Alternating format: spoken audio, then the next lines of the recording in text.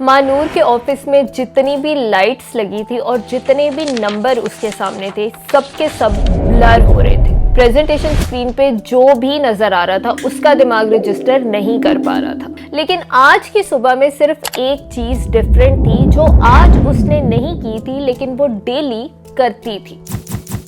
हाथ कांप रहे हैं, पेन पकड़ने की कोशिश कर रही है तो पकड़ा नहीं जा रहा, दिल की धड़कन तेज हो रही है और इवन एंजाइटी तक फील हो रही है। ऐसे समझ लो कि इंसान सीधा बैठा है लेकिन दुनिया गोल गोल घूम रही है। उसी की एक साथ बैठी कोलीग ने नोटिस किया और उसको एक पानी का ग्लास ऑफर किया कि यार तुम ठीक तो हो ना। मानूर ने कोई जवाब नहीं दिया, जस्ट एक वेग सी लुक थी उसके फेस के ऊपर और सब उसे देखकर खुद परेशान थे कि इसको अचानक से हो क्या गया है, क्या हार्ट अटैक आ गया है, एंजाइटी हो गई है, पैनिक अटैक आ गया, आखिर हुआ क्या है। लेकिन असल में उसके साथ कुछ और हो रहा था जो मेरे, आपके और हम सब के जिस्म में रोज होता है लेकिन हम उसे नोटिस नहीं करते। इस केस में मानूर की बॉडी में एडिनोसिन नाम का केमिकल जो हमें थकावट महसूस करवाता है वो अपना काम करने लग गया था और वो भी फुल फोर्स में, क्योंकि आज 3 साल में पहली दफा मानूर ने अपनी मॉर्निंग कॉफी स्किप की थी। और सिर्फ एक दिन कॉफी स्किप करने का ये नतीजा निकला कि उसकी बॉडी ने जवाब दे दिया कि भाई मैं तो काम नहीं कर रही इस तरह।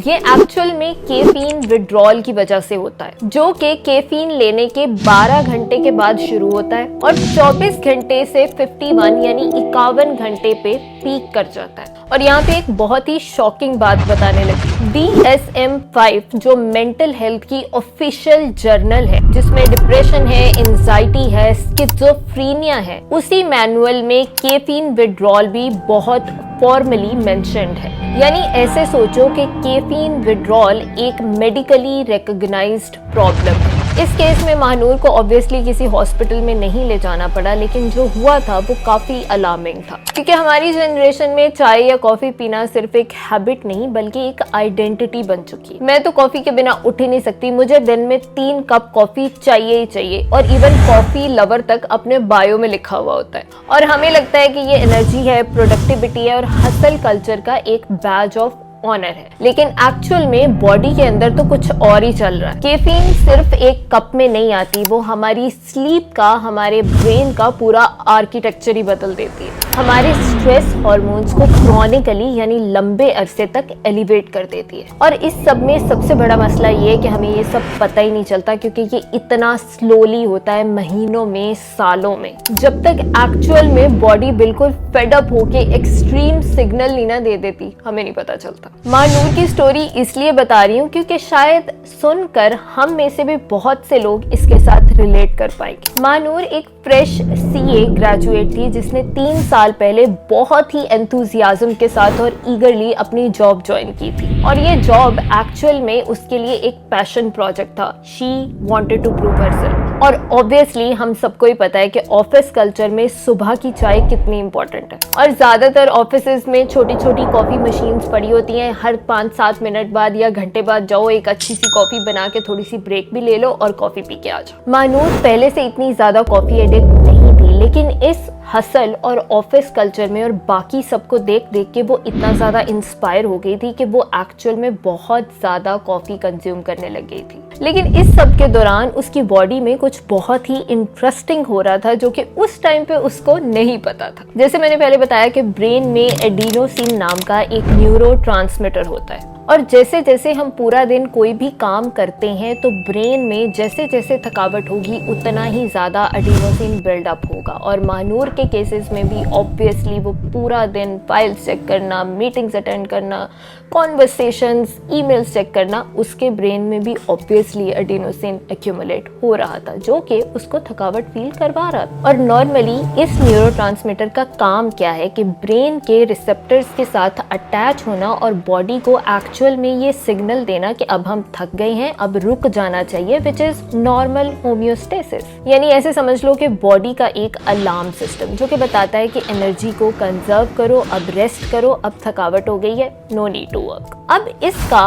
कैफीन यानी कॉफी या चाय के साथ क्या लेना देना है? कॉफी का मॉलिक्यूल नॉर्मली एडिनोसिन के मॉलिक्यूल के जैसा ही दिखता है, और जैसे मैंने बताया कि बॉडी के अंदर रिसेप्टर्स होते हैं एडिनोसिन के मॉलिक्यूल के लिए। अब जैसे रिसेप्टर के ऊपर जाके एडिनोसिन जुड़ेगा, थकावट का सिग्नल जाएगा। लेकिन अब कॉफी क्योंकि एडिनोसिन जैसा ही दिखता है तो वो उसको हटा के खुद जाके उस रिसेप्टर पे बाइंड हो जाता है, जिसकी वजह से अब ये बेचारा एडिनोसिन वाला मॉलिक्यूल इधर खड़ा होके देख रहा है लेकिन एक्चुअल में रिसेप्टर के साथ बाइंड नहीं कर पा रहा। क्योंकि ये बाइंड नहीं कर पा रहा तो थकावट के सिग्नल जाएंगे ही नहीं। तो बेसिकली हो क्या रहा है कि कैफीन रिसेप्टर को ब्लॉक कर रही है, जिसको आसान अल्फाज में रिसेप्टर का ऑक्यूपाइड होना और बॉडी में प्रॉपर थकावट के सिग्नल ना जाना कह सकते हो। और नतीजा क्या हुआ? ऑब्वियसली जब सिग्नल ही नहीं जाएंगे तो बॉडी कुछ फील ही नहीं कर पाएगी ना, और हमें लगेगा ही नहीं कि हम थक गए हैं। एनर्जेटिक रहेंगे, अलर्ट रहेंगे, ready to conquer the world. अब यहाँ पे महानूर का केस समझते हैं। महानूर को being a non medical person ये लगता था कि कॉफी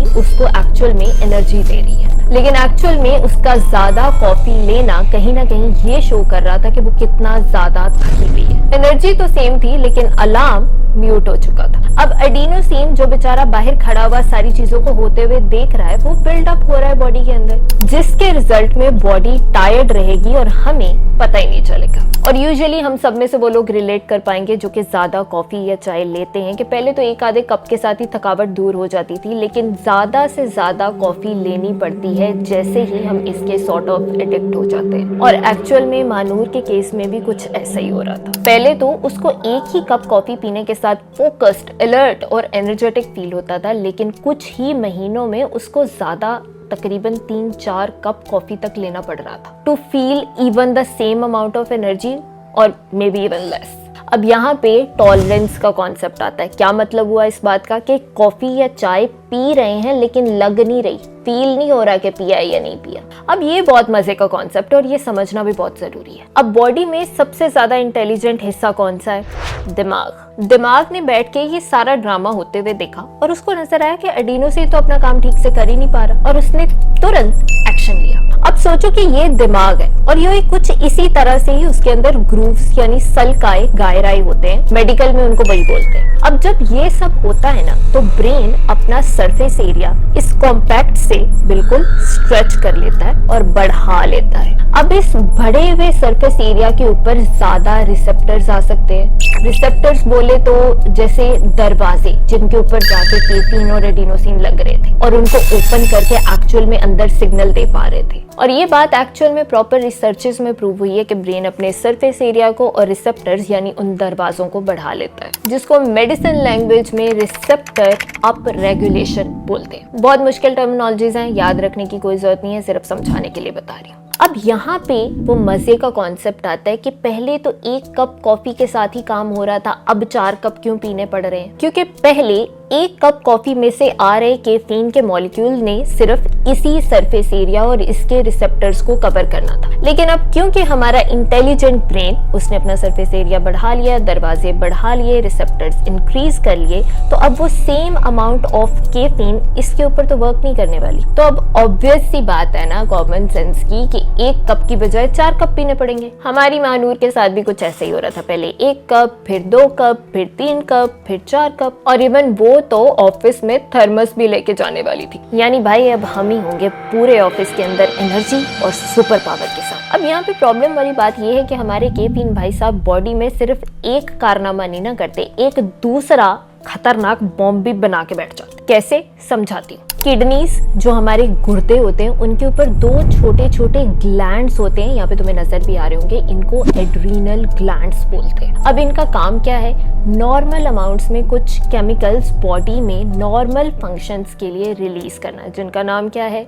एड्रीनलिन और कॉर्टिसोल। इनका नाम हमने रैंडमली वैसे सुना हुआ होगा। कॉर्टिसोल को वैसे तो स्ट्रेस हार्मोन के नाम से जाना जाता है, लेकिन सुबह में ये बॉडी में वैसे भी थोड़ा सा हाई होता है, जागने में मदद करता है। यानी ऐसे समझ लो कि बॉडी का नेचुरल अलार्म क्लॉक। वो ऐसे होता है ना कि अगर दिमाग में रख के सोते हैं कि सुबह 7 बजे उठना है तो खुद ब खुद आंख खुलने लग जाती है। ऑलमोस्ट उसी मैकेनिज्म के अंदर ही अपना काम कर रहा होता है। लेकिन जब सुबह उठते ही बिना कुछ करे, इवन टॉयलेट जाए, सबसे पहला काम ये करते हैं कि कॉफी पीना स्टार्ट कर देते हैं। And some people also go for the black coffee. तो वो आर्टिफिशियली कॉर्टिसोल स्पाइक्स दे रहा है, जिसका मतलब ये है कि बॉडी पहले से ही कॉर्टिसोल सुबह में ज्यादा कर ही रही थी जागने के लिए, लेकिन अब कॉफी की वजह से ऑलमोस्ट डबल अमाउंट में रिलीज हो रहा है। यानी ऐसे सोचो कि ये है ग्लैंड, और पहले सिर्फ ऐसे ऐसे ऐसे इतना सा रिलीज हो रहा था, लेकिन अब तो हमने पी लिया कॉफी रज रज के, तो अब ये ऐसे ऐसे रिलीज होगा ज्यादा ज्यादा। और ये बातें मैं अपने पास से बना बना के बिल्कुल नहीं कह रही हूँ।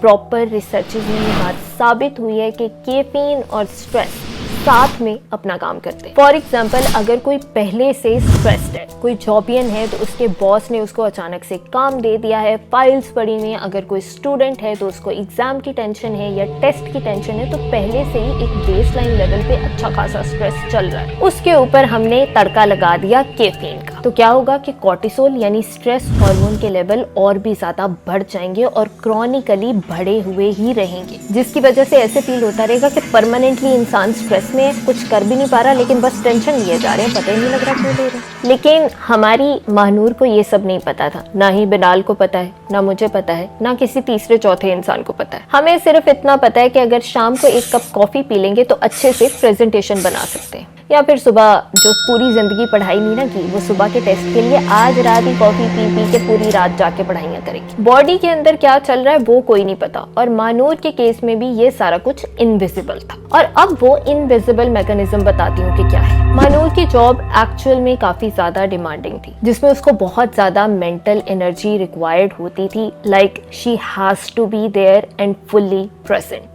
और इस सब के लिए वो सिर्फ कैफीन पे ही डिपेंडेंट हो गई थी। दिन में कॉर्टिसोल हाई रहता था, हार्ट रेट एलिवेटेड रहता था, एनर्जेटिक फील करती थी, और प्रोडक्टिविटी भी कुछ हद तक हो ही रही थी। लेकिन ये सब कुछ अनफॉर्चुनेटली बहुत ज्यादा टेम्परेरी था। लेकिन रात का क्या? अब यहाँ पे एक बात समझना बहुत जरूरी है। कैफीन की हाफ लाइफ 5 घंटे की है, यानी 5 घंटे के बाद ब्लड में अभी जितनी भी कैफीन है उसका सिर्फ आधा रह जाए। लेकिन ये process person to person vary करता है। कुछ लोगों में ये सिर्फ 1.5 घंटा भी हो सकता है, और कुछ लोगों में 9.5 घंटे भी हो सकता है। हमारी जेनेटिक्स, एज, हमारा लिवर किस तरह काम कर रहा है, बहुत सारे फैक्टर्स के ऊपर डिपेंड करता है। हमारी मानूर की आदत थी कि शाम को 5 बजे 1 कप चाय या कॉफी का लेना ही है। रात को 11 बजे सोना है, तो अच्छा खासा 6 घंटे का गैप आ गया, और उसको लगता था कि इतना काफी है। लेकिन रिसर्च शो करती है कि अगर कैफीन सोने से 6 घंटे पहले भी ली जाए तो वो तब भी बॉडी में रहती है और हमारी स्लीप और हमारे ब्रेन को नेगेटिवली अफेक्ट करती रहती है। एक्चुअल में सोने का टाइम कम हो जाता है और सोने में बहुत ज्यादा दिक्कत होती है, यानी लेटते ही नींद नहीं आती, जिसको स्लीप लेटेंसी बोलते हैं। तो ऑब्वियस सी बात है, ओवरऑल प्रोडक्टिविटी और एफिशिएंसी कम हो जाएगी, और उसमें भी सबसे ज्यादा important quality of sleep disturb होती है। अब स्लीप के भी कुछ फेजेस होते हैं। कुछ टाइम में हम बहुत ज़्यादा गहरी नींद में होते हैं, जिसको डीप स्लीप बोलते हैं, और कुछ टाइम हम बिल्कुल हल्की नींद में होते हैं। लेकिन कैफीन रेम और डीप दोनों टाइप के स्लीप को डिस्टर्ब करती है। अब डॉक्टर्स भी यही कहते हैं कि आराम की नींद बहुत ज़्यादा ज़रूरी, क्योंकि एक्चुअल में डीप स्लीप के अंदर बॉडी के अंदर हीलिंग और रिपेयर होती है, क्योंकि ग्रोथ हार्मोन रिलीज होता है, और इवन इम्यून सिस्टम जो हमें बीमारियों से और पोल्यूटेंट से और बैक्टीरिया और वायरसेस से बचाता है, वो अपने आप को स्ट्रेंथन करता है। और जो रेम स्लीप है उसके अंदर मेमोरी कंसोलिडेशन होगी, यानी कि यादें बेहतर बनेंगी, इमोशनल प्रोसेसिंग होगी, हमारी क्रिएटिविटी बढ़ेगी। अब स्टडीज के मुताबिक कैफीन का ज्यादा लेना डीप स्लीप को 11 मिनट तक कम कर देता है, और एक्चुअल में जो ओवरऑल प्रोसेस हो रहा है, यानी गहरी नींद कच्ची नींद, गहरी नींद कच्ची नींद, अब ये सारे प्रोसेस का बहुत ज्यादा सीमलेसली होना ही जरूरी है, तब ही नींद पूरी होगी। वरना ऐसे सोचोगे तो यही लगेगा कि 11 मिनट से क्या फर्क पड़ता है, लेकिन फर्क पड़ता है। यानी ऐसे सोचो कि अगर कोई प्रोडक्ट किसी फैक्ट्री में बनती है और उसमें 6-7 स्टेप्स हैं, अब वो 6-7 स्टेप्स ठीक से होंगे तब ही वो फाइनल प्रोडक्ट परफेक्ट होगी, मार्केट में जा सकती है। एक भी प्रोसेस कहीं पे खराब हुआ या एक भी बंदा कहीं पे काम चोर निकला तो काम खराब होगा। अब महानूर भी एक्चुअल में तो 8 घंटे सो रही थी, लेकिन जब सुबह उठ रही थी तो हम सब की तरह थका हुआ फील कर रही थी। अब उसको लगा कि नींद पूरी नहीं हो रही तो रात को थोड़ा जल्दी सोने का ट्राई कर लेते हैं, थोड़ा सा स्क्रीन टाइम कम कर लेते हैं, इवन गद्दा तक भी चेंज करवा लिया। लेकिन यहाँ पे प्रॉब्लम वही बात है कि नींद की नहीं है, क्वालिटी ऑफ स्लीप की प्रॉब्लम है। और क्वालिटी कब इम्प्रूव होगी? जब ये कैफीन का गंदा साइकिल ब्रेक होगा। अब वापस आते हैं वो मीटिंग रूम वाले सिनेरियो पे, जहाँ पे दुनिया धुंधला गई थी और बिल्कुल ही हम बेहोश और लाचार और बेयारो मददगार फिर रहे थे। महानूर के कोलीग्स ने उसको ले जाके सेपरेट रूम में बिठाया, एसी चलाया, पानी शानी पिलाया और एक्चुअल में कुछ टाइम में वो काफी बेहतर फील कर भी रही थी। लेकिन ये एक्सपीरियंस उसके लिए भी and I think for anybody बहुत ज्यादा स्केरी होगा। उसको घर जब वापस भेजा गया तो उसके घर वाले भी बहुत ज्यादा परेशान हो गए कि हमारी बच्ची के साथ हो क्या गया है। ऑब्वियस सी बात है, अगर मेरे साथ या कभी हम सब में से किसी के साथ भी ऐसा कुछ होता है तो हमारे पेरेंट्स या हमारे घर वालों के जहन में भी हजारों पॉसिबिलिटीज आएंगी ना कि क्या हो गया। खैर उसके टेस्ट करवाए गए और अगले दिन जब डॉक्टर के पास गए, इनिशियल टेस्ट बिल्कुल नॉर्मल थे, ईसीजी बिल्कुल ठीक थी, यानी हार्ट तो हमारा ठीक से काम कर रहा है, ब्लड प्रेशर भी ठीक था, ब्लड शुगर भी ठीक थी, थायराइड भी ठीक था। लेकिन डॉक्टर्स का क्या होता है कि सिर्फ टेस्ट की बेसिस पे डायग्नोसिस नहीं होता, प्रॉपर हिस्ट्री ली जाती है। जब हिस्ट्री ली जाती है तो उसमें बहुत सारे लाइफस्टाइल के क्वेश्चंस भी पूछे जाते हैं। और जब महानूर से ये क्वेश्चंस पूछे गए कि बताना जरा कॉफी कितना लेते हो आप, और जैसे मेरे भी पेशेंट्स आके मुझसे कहते हैं कि वही हम तो नॉर्मल ही लेते हैं, अगर पानी का पूछ लो तो ये कहते हैं हम तो नॉर्मली पानी पीते हैं, चाय का पूछ लो तो कहते हैं हम नॉर्मली चाय पीते हैं, और चीनी का पूछ लो तो कहते हो हम तो नॉर्मली चीनी खाते हैं। महानूर ने भी वही लाइन चेप दी कि यही नॉर्मल जितनी सारे पीते हैं मैं भी उतनी पीती हूँ। लेकिन एक्चुअल में डॉक्टर्स थोड़े से ज्यादा स्मार्ट होते हैं, वो क्वांटिटीज पूछते हैं। और उसके डॉक्टर ने भी ऑब्वियसली उससे पूछा कि एक्चुअल बताओ कि कितने कप्स पीती हो। और इस मोमेंट पे हमारी महानूर ने एक्चुअल में सीरियसली काउंट करना स्टार्ट किया कि सोने से पहले 1 कप, सुबह उठते ही 1 कप, ऑफिस पहुंच के 1 कप, 11 बजे 1 कप, लंच के बाद 1 कप, शाम को 4-5 बजे 1 कप, वो तो ऑब्वियसली जरूरी है। और समटाइम्स अगर रात में काम करना पड़ गया है तो रात में भी 1 कप कॉफी पियेंगे, विच इज अप्रोक्सीमेटली 400 से 500 milligrams of caffeine per day. और वो भी इतने लंबे टाइम से, जब से उसकी जॉब स्टार्ट हुई थी, विच वॉज ऑलमोस्ट 3 years। और ये सब सुन के ऑब्वियसली उसके डॉक्टर ने उससे इंक्वायर किया कि अगर डेली इतनी कॉफी एडिक्ट हो तो फिर कल कैसे स्किप कर दी। तो एक्चुअल में हुआ क्या था कि उसकी बहुत ज्यादा अर्ली मीटिंग थी,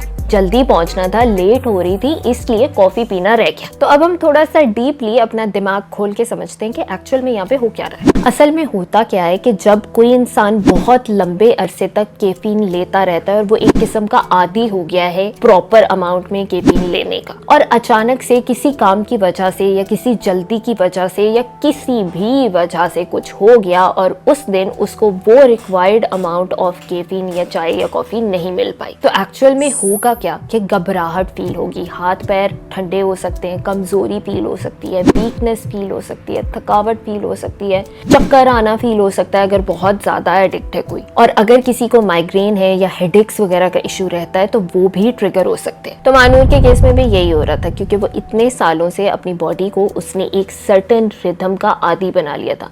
अब एक दिन अगर वो रिदम को फॉलो नहीं किया गया तो उसकी यही हालत होगी, और इसको मेडिसिन में कैफीन विड्रॉल बोलेंगे। अब जब यही कॉन्सेप्ट महानूर के डॉक्टर ने उसको एक्सप्लेन किया तो उसके लिए तो बिल्कुल ही माइंड बॉगलिंग और एलियन कॉन्सेप्ट था, और उसको ऐसा लगता था कि एडिक्शन या फिर आदत लगना तो किसी ड्रग्स की होती है ना, या किसी इलीगल सब्सटेंसेस की होती है, कैफीन की थोड़ी ना एडिक्शन हो सकती। ये तो नॉर्मल है, हर कोई पीता है, कल्चरल है। हमारी अम्मियां भी सर पे दुपट्टा बांध के शाम को चाय मांगने लग जाती थी, और इवन अगर ऑफिस कल्चर में चले जाओ तो ये तो बहुत ही ज्यादा कॉमन है, हर कोई हाथ में कॉफी का कप पकड़ के हसलर बना हुआ है। लेकिन ये सब कैफीन को माइल्ड नहीं करता, वो रहता एक साइको एक्टिव स्टिमुलेंट ही है।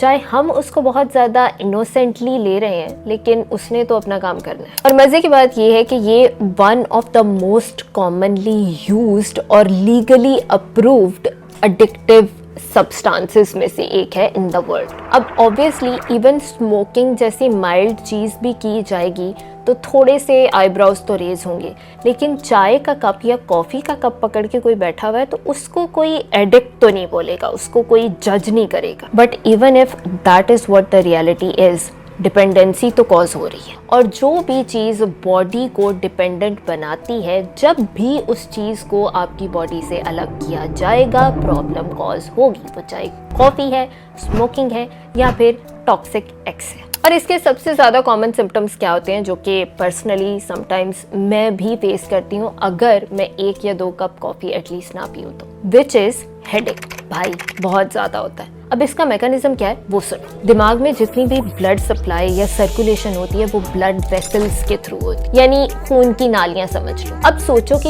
ये है नॉर्मल खून की नाली का डायमीटर, यानी इतनी बड़ी होनी चाहिए, लेकिन क्रॉनिकली कैफीन या फिर कॉफी चाय जो भी लेने की वजह से उसका डायमीटर हो गया अब इतना छोटा। अब ये एक नाली नहीं है, सारी खून की नालियां। ब्रेन को या बॉडी को अब इसकी आदत हो गई है, उसके लिए ये नॉर्मल नहीं है। लेकिन अचानक से जब कैफीन का इफेक्ट इसमें से लिफ्ट ऑफ होगा तो ब्लड वेसल्स एक्चुअल में इस तरह से हार्ड नहीं होती, वो अपने आप को खोल सकती हैं, थोड़ा कंस्ट्रिक्ट कर सकती हैं। ये एग्जांपल के लिए बता रही हूँ। तो अब डायमीटर क्या होगा, नॉर्मल पे यहाँ पे आ जाएगा, जिसकी वजह से इसके मुकाबले यहाँ से तो ज्यादा खून पास होगा, जिसको ब्लड वेसल डायलेशन बोलेंगे। अब क्योंकि अचानक से पूरा पानी का पाइप कंस्ट्रिक्ट हुआ पड़ा था, थोड़ा थोड़ा सोचो कहीं से पानी आ रहा था, एकदम अचानक से पूरी टूटी खुल गई, जिसकी वजह से ऑब्वियसली ब्रेन के अंदर प्रेशर चेंजेस आएंगे और ब्रेन प्रेशर को रिस्पॉन्ड करता है। और वो रिस्पॉन्स क्या होता है, हेडेक, सर में दर्द होने लग जाती है। और एक्चुअल में क्या थराटे वाली दर्द होती है, ऐसे होता है कि चाय या कॉफी ना मिली ना तो कहीं खुदा न खास्ता मौत वाक़या हो जाएगी। नंबर 2 पे मोस्ट कॉमन सिम्टम क्या होगा, फटीग यानी थकावट। और इसका मैकेनिज्म बहुत सिंपल है, पहले ही बता चुकी हूँ। एडिनोसिन रिसेप्टर जो हमने पहले बड़ा लंबा चौड़ा एक्सप्लेन किया है, वो बहुत ज्यादा बन चुके हैं। पहले वो कैफीन के साथ ऑक्यूपाइड रहते थे पूरे उस सरफेस एरिया के ऊपर, और ये बेचारा एडिनोसिन सिर्फ इकट्ठा होता होता साइड में खड़ा होकर मजलूम देखता रहता था। लेकिन आज उसको मौका मिला है, आज कैफीन नहीं है उन दरवाजों को रोकने के लिए। आज वो सारा का सारा महीनों और सालों का पाइल अप हुआ एडिनोसिन उन दरवाजों को तोड़ के अंदर घुस जाएगा और क्या सिग्नल देगा, थकावट, शदीद थकावट। और नींद का भी जो इंटेंस सिग्नल बिल्कुल हमने म्यूट पे लगा के रखा हुआ था ना, अब वो फुल वॉल्यूम पे अलार्म बजेगा, वो भी अनोइंग रिंगटोन के साथ। Number 3, mood changes, irritability, anxiety, even depression जैसा फील होने लगता। ऑल्दो ये सिम्टम्स काफी टेम्पररी होते हैं, लेकिन इनका मैकेनिज्म बता दे। हमारी कैफीन, डोपामीन और नॉर एपिनेफ्रीन के पाथवेज को भी अफेक्ट करती है। अब ये क्या है, ये हमारी बॉडी का या ब्रेन का रिवॉर्ड सिस्टम होता है ना कि कभी ऐसे बहुत ज्यादा तलब हो रही है और चाय या कॉफी का कप मिल जाए, ओए होए होए क्या फीलिंग आती है। वो फीलिंग क्यों आ रही थी, क्योंकि कैफीन ने उस रिवॉर्ड या मोटिवेशन के सर्किट को पूरा ऐसे कब्जे में हाईजैक करके रखा हुआ था। लेकिन अब क्योंकि सडन रिमूवल हो गया है तो वो सारा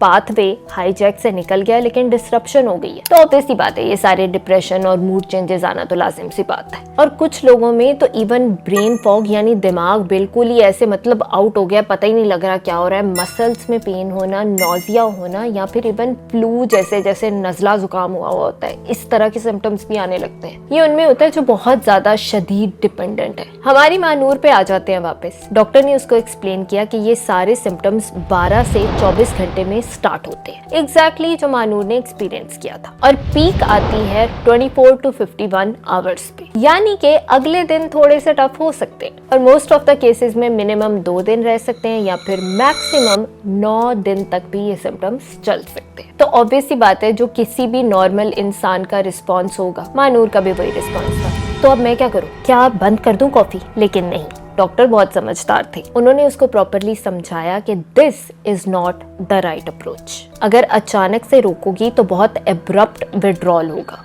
एग्जैक्टली वही जो हमारी मानूर ने एक्सपीरियंस किया था। वो एक दिन तो एक्सीडेंटल हो गया, लेकिन अगर इसी तरह से चलता रहा तो सिम्टम्स ज्यादा सिवियर भी हो सकते हैं। बेटर अप्रोच क्या है, जो कि मोस्टली इस तरह की डिपेंडेंसी और एडिक्शन कॉज करने वाली सब्सटेंसेस में होती है, ग्रेजुअल टेपरिंग। यानी अचानक से एक दिन मोटिवेट होके ना कोई चीज छोड़ने नहीं बैठ जाना होता। बेस्ट अप्रोच यही रहती है कि हर 3 से 4 दिन के अंदर 25% करके कट डाउन कर, ताकि हमारी बेचारी बॉडी को कोई जुल्म नहीं करना है उसके ऊपर, उसको एडजस्ट करने का टाइम देना है, ताकि जो भी चेंजेस हो रहे हैं वो एक्चुअल में सस्टेनेबल हो। अगर 5 कप पी रहे हैं तो 4 से 5 दिन के अंदर स्लोली उसको 4.5 कप कर लेंगे, 4 कप कर लेंगे, फिर इवेंचुअली 3 कप कर लेंगे, फिर 2 कप कर लेंगे। और एक्चुअल में अगर 1 या 2 कप पी भी लेते हैं तो ये मॉडरेट कंजम्पशन है, ये इतना ज्यादा कुछ नहीं करने वाली खराबी। और दूसरा एक बहुत ही क्रिटिकल पॉइंट जो दिमाग में बिल्कुल ऐसे छापा मारने की जरूरत है, कॉफी पीने का टाइम और सोने का टाइम,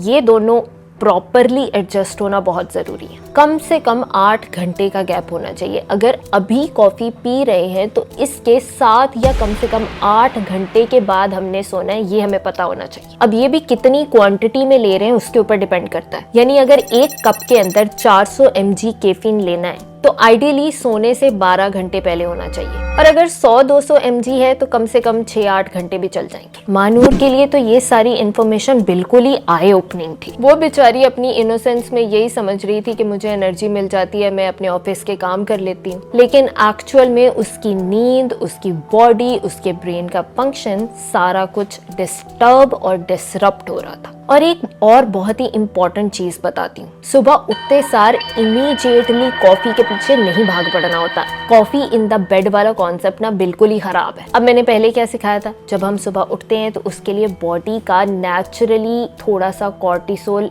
प्रोड्यूस करना इंपॉर्टेंट है, जो कि ओवर द पीरियड ऑफ 1 से 1.5 घंटे के अंदर स्लोली राइज करता है। यानी बॉडी अपने नेचुरल फंक्शन कर रही है हमें उठाने के लिए। लेकिन इस नेचुरल सिस्टम के अंदर हम अपना कॉफी का कप लेके जब घुस जाते हैं ना, तो ये एक्स्ट्रा अमाउंट ऑफ कैफीन हमारे नेचुरल बॉडी के रिदम को बिल्कुल हाईजैक कर देती है। और बॉडी क्या करती है कि वो अपने नेचुरल मैकेनिज्म्स को छोड़ के इस आर्टिफिशियल रिस्पॉन्स के ऊपर डिपेंडेंट हो जाती है। तो अब इसका हल क्या है कि जब सुबह उठना है तो अच्छे से 1-2 ग्लास पानी पीना है, नीम गर्म पी लें, नॉर्मल पी लें, कोई फर्क नहीं पड़ता है।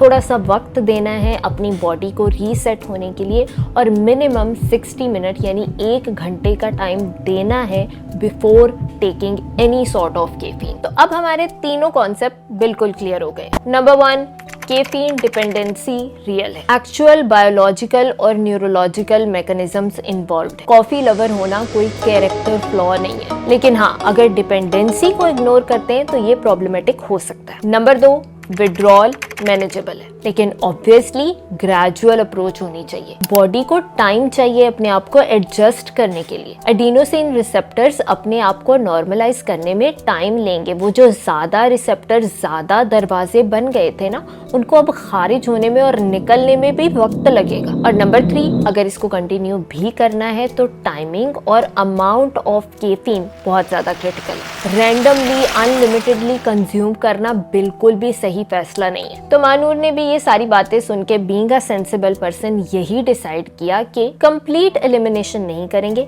आहिस्ता आहिस्ता करके अपनी बॉडी को एडजस्ट करें। गोल यही था कि सुबह उठ के 1 कप लेंगे अच्छा सा कॉफी का, लेकिन 60 मिनट के बाद। दोपहर के लंच के बाद बिल्कुल कुछ नहीं लेंगे, और टोटल डेली इनटेक 200 mg से कम रखेंगे। यानी या तो सुबह उठ के ही 1 स्ट्रॉन्ग कप कॉफी का पी लेंगे और बाकी पूरा दिन कुछ नहीं लेंगे, या फिर 2 नॉर्मल या मीडियम कंसंट्रेशन वाले कप ले सकते हैं। ऑब्वियसली बात है, जब बॉडी को इस तरह से अडेप्ट करने का ट्राई करवाएंगे तो पहले 2 हफ्ते बहुत ही मुश्किल होने वाले हैं। हेडेक्स होंगे, थकावट होगी, वीकनेस फील होगा, मूड चेंजेस आएंगे, क्योंकि लिटरली जो ब्रेन की केमिस्ट्री को और मैकेनिज्म्स को और नॉर्मल पाथवेज को खराब और डिसरप्ट किया हुआ है, अब उनको नॉर्मल करना है। और इस सब में सबसे इम्पोर्टेंट पॉइंट, अपनी नींद को प्रोटेक्ट करना है। यानी इतने सालों और महीनों में जो अपनी डीप और रेम स्लीप के साइकिल को बिल्कुल बर्बाद करके रखा हुआ है ना, इसको वापस नॉर्मल पे लेके आना है, so that we can be a normal human being and function properly. क्योंकि नींद प्रायोरिटी है, इट्स नॉन नेगोशिएबल। रिक्शे में चढ़ के घर वापस आते वक्त महानूर ने अपने थर्मस को पकड़ा हुआ था।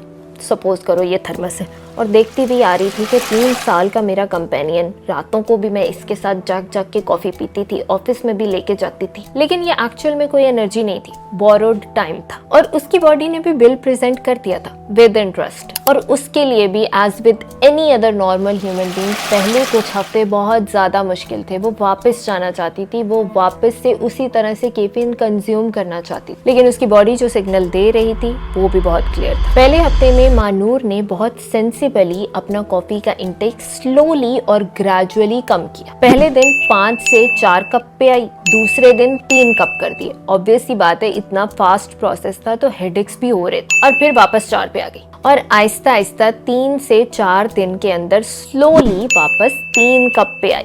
हेडेक आ रहा था, एनर्जी फील नहीं हो रही थी, ऑब्वियसली एक्सपेक्टेड था, क्योंकि आफ्टरनून में उसको खाने के बाद चाय या कॉफी लेने की बहुत ज्यादा शदीद आदत थी। और कुछ टाइम तो एक्चुअल में उसका ऐसा था जिसमें हेडेक इतना अनबेयरेबल था कि उसको पैरासीटामोल लेनी ही पड़ती थी। और उसके डॉक्टर ने भी उसको रिकमेंड किया हुआ था कि इट्स फाइन, शुरू में ऐसा होगा और कुछ टाइम के लिए अगर पेन किलर ले भी लेते हैं तो कोई मसले वाली बात। इवन उसको इतनी ज्यादा थकावट हो रही थी कि लिटरली बेयर करना मुश्किल हो गया था। और जो काम ईमेल्स चेक करना, एक्सेल पे अपने काम करना या जो भी उसके काम थे जो लिटरली उसके लिए पीस ऑफ केक हुआ करते थे, अब उन्हीं को करना और अंजाम देना properly literally next to impossible feel हो रहा था। क्योंकि as I explained, brain fog is real. ये हो क्यों रहा था? एडिनोसिन ब्लॉकेज, जो इतने सालों के म्यूट हुए बॉडी के सिग्नल थे ना, अब वो चीख चीख के उसको कह रहे थे कि अब हमारी बारी है, हमारी सुनो, हम थके हुए। इवन उसके तो घर वाले भी नोटिस करने लग गए थे कि इसको हुआ क्या है, इतनी थकी हुई, इतनी इरिटेटेड रहती क्यों है। और जब अम्मा ने पूछा कि इतना थकी हुई क्यों, डॉक्टर ने क्या कहा, तो मानूर का कहना था कि कॉफी कम कर रही हूँ, मेरी बॉडी एडजस्ट कर रही है। अब उसकी अम्मा को ये बात समझाना थोड़ा मुश्किल था, क्योंकि उनकी जनरेशन में तो चाय बहुत ही नॉर्मल थी, वो लोग रोज पीते थे, तो ऑब्वियसली वो इसको एडिक्शन नहीं मानते। लेकिन अगेन उसके घर वाले इतने सपोर्टिव थे कि अगर उनको नहीं भी समझ आ रहा तो सपोर्ट कर दे। और उसके घर में एक एक्स्ट्रा रिचुअल होने लगा, दैट इज हर्बल टी। यानी शाम के टाइम एक सूदिंग सा कहवा या फिर कैमोमिल और मिंट वाली टी लिया करेंगे। And it's actually a really good approach. इसको रिप्लेसमेंट थेरेपी बोला जा सकता है। दूसरे हफ्ते में मानूर 2 कप्स लिया करती थी, एक उठने के बाद तकरीबन 1 घंटे के अंदर ब्रेकफास्ट के साथ, और एक तकरीबन दोपहर 12-1 बजे तक जब थोड़ी सी थकावट फील होने लगती है ऑफिस में। और शाम के टाइम चाय कॉफी बिल्कुल बंद, कुछ भी नहीं लेंगे। और इवेंचुअली उसके हेडेक्स कम हो गए थे, लिटरली पहले से हाफ। अब दोपहर के बाद भी खाना खाने के बाद इतनी ज्यादा तलब नहीं होती थी, हेडेक्स नहीं रहा करते थे। और रिसर्च भी यही बताती है कि जब कैफीन को छोड़ने का ट्राई किया जाता है तो सिम्टम्स पहले 2 से 3 दिन बहुत ज्यादा जलील करते हैं, और मोस्ट ऑफ द केसेस में 9 दिन के अंदर, यानी 9-10 दिन के अंदर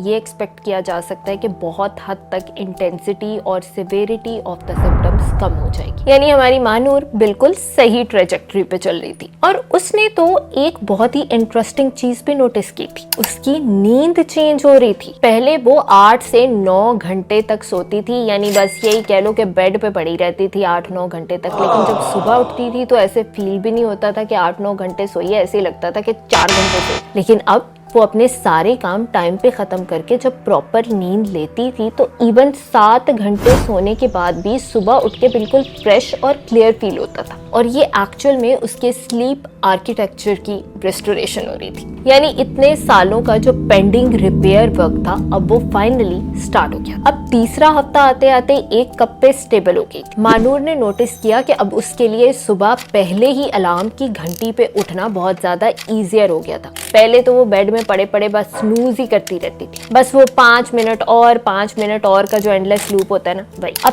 पहले ही अलार्म की रिंग पे आंखें खुली और बॉडी रेडी। और इवन उसके ऑफिस के काम में और प्रोडक्टिविटी में भी एक विजिबल इम्प्रूवमेंट आई थी। अभी तक तो उसकी लाइफ में यही चल रहा था कि आफ्टरनून में लंच किया और लंच के बाद कॉफी की तलब लग गई और फिर वो पीने चले गए। जब वो पी लिया तो उसके बाद थोड़ी सी एनर्जी फील हो गई और फिर वही से क्रैशेस और वही सारा गंदा साइकिल स्टार्ट हो। लेकिन अब उसके एनर्जी लेवल्स कंपैरेटिवली स्टेबल हो गए थे, तलब होना बहुत ज्यादा कम हो गई थी और वो थ्रू आउट द डे एक बहुत ही स्टेबल, नेचुरल और इफेक्टिव स्टेट में रहती थी। लेकिन as with any other story, उसकी स्टोरी भी बिल्कुल सीधे रास्ते पे नहीं चलने वाली थी। तीसरे हफ्ते एक चैलेंज आया, major deadline, audit report, client बहुत ज्यादा डिमांडिंग है और लेट नाइट में काम करना पड़ेगा। मानूर को एक टेम्पटेशन आई, बहुत स्ट्रॉन्ग टेम्पटेशन, कि यार कोई बात नहीं, आज रात की ही बात है, 1 कप चाय ले लेती हूँ, आज का काम खत्म कर लेते हैं, वापस नॉर्मल पे आ जाऊंगी। उसकी बॉडी ने कैफीन पे डिपेंडेंट होने को ही नॉर्मल समझ लिया था और उसी एंजाइटी और स्ट्रेस और डिसरप्टेड साइकिल्स में फंक्शन करना और सरवाइव करना सीख लिया था। जैसे होता है ना कि हम में से कुछ के घर में अक्सर लड़ाइयाँ होती रहती हैं,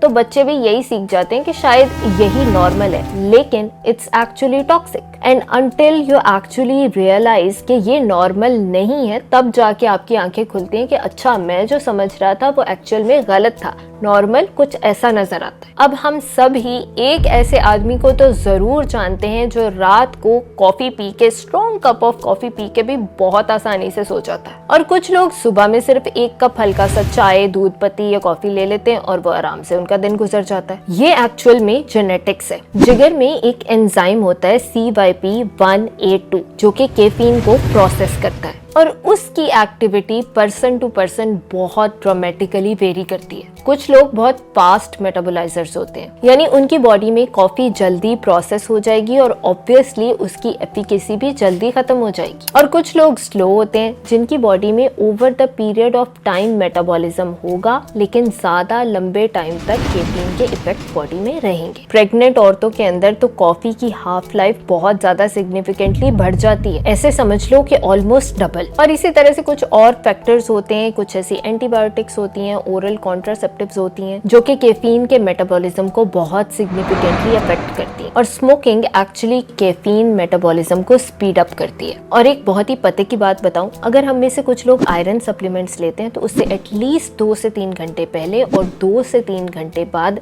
चाय या कॉफ़ी की कंजम्पशन नहीं करनी, क्योंकि चाय या कॉफ़ी के अंदर 2 बहुत सिग्निफिकेंट चीज़ें होती हैं, एक तो कैफीन और दूसरा मिल्क जिसके अंदर कैल्शियम होगा।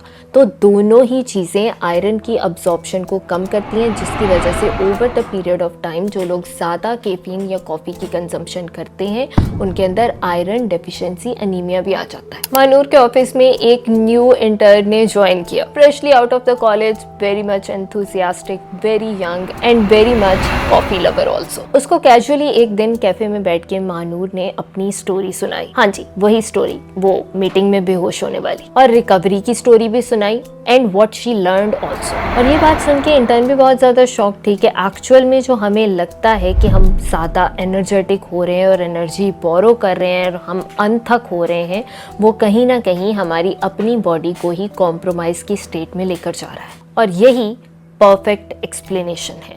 अब इस स्टोरी से हमें क्या सीख मिली? सस्टेनेबल अप्रोच यही है कि बॉडी के सिग्नल सुनो। थक गए हो तो रेस्ट करो, कैफीन का मास्क पहनने की जरूरत नहीं है, नींद पूरी करो क्योंकि ये नॉन निगोशिएबल है। और इस सब के बीच में बहुत ही इंटेलिजेंटली और माइंडफुली कैफीन को इनकॉर्पोरेट करो, यानी टाइमिंग समझ के, अपनी बॉडी की नीड समझ के और डोज समझ के। आई होप कि ये वीडियो हेल्पफुल रही होगी और कुछ ना कुछ इंपॉर्टेंट और मजेदार सीखने को मिला ही होगा। और अगर इसी तरह की कोई स्टोरी मुझे कमेंट में बताना चाहते हो कि मैं भी कैफीन छोड़ना चाहता हूँ, चाय कॉफी छोड़ना चाहता हूँ लेकिन छोड़ नहीं पा रहा हूँ, या फिर ट्राई किया था लेकिन फिर भी वापस आ गया, या फिर स्मोकिंग की वजह से नहीं छोड़ पा रहे, या फिर एग्जाम्स की वजह से नहीं छोड़ पा रहे, प्लीज मुझे कमेंट्स में बताओ, क्योंकि मैं सारे कमेंट्स बहुत ही डिटेल में पढ़ती हूँ और उनको रिप्लाई भी देती हूँ। और इस वीडियो को शेयर कर दो अपने किसी कॉफी और चाय लवर फ्रेंड के साथ। और आजकल तो माचा भी आ गया है, अगर उसके ऊपर भी डिटेल वीडियो चाहिए तो नीचे कमेंट में बता दो, मैं बना दूंगी।